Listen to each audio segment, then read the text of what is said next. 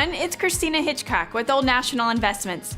Thank you for taking the time out of your day to watch my video. I appreciate it. Have you ever heard someone refer to stocks as growth stocks or value stocks? Well, today I'm going to compare those two fundamental styles of stock investing. Growth and value are two fundamental approaches in stock and stock mutual fund investing. Growth stock mutual fund managers look for companies that they believe offer strong earnings growth potential. Value fund managers look for stocks that appear undervalued by the marketplace. Some managers combine the two approaches. Growth stocks are generally those of companies that have delivered better than average earnings and are expected to continue growing rapidly. Emerging growth stocks are expected to do the same, but the underlying companies are relatively new and have not established an earnings history. Investors are usually willing to pay higher than average prices for growth stocks, hoping to sell these stocks at even higher prices. The risk is that a growth stock's high price could fall sharply on any negative news about the company, particularly if earnings disappoint Wall Street. Value stocks are generally those of companies that have fallen out of favor in the marketplace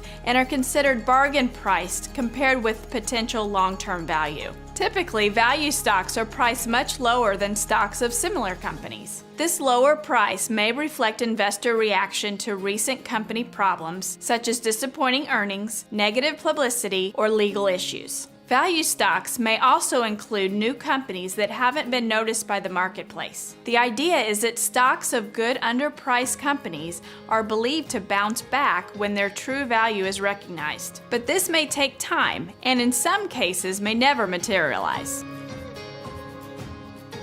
For many investors, there may not be an absolute advantage to any single approach. Instead, they may strive for the best possible returns with minimum risk by combining growth and value investing. This approach allows investors to potentially gain throughout economic cycles in which general market situations favor either growth or value stocks. To learn more about growth and value investments, ask a qualified financial professional. He or she can tell you about your options, including mutual funds that invest with a growth or value approach. I hope you have found this information useful. As always, feel free to contact me if you have any questions. I would love to talk with you about your financial goals. Until next time, thanks for listening and have a wonderful day.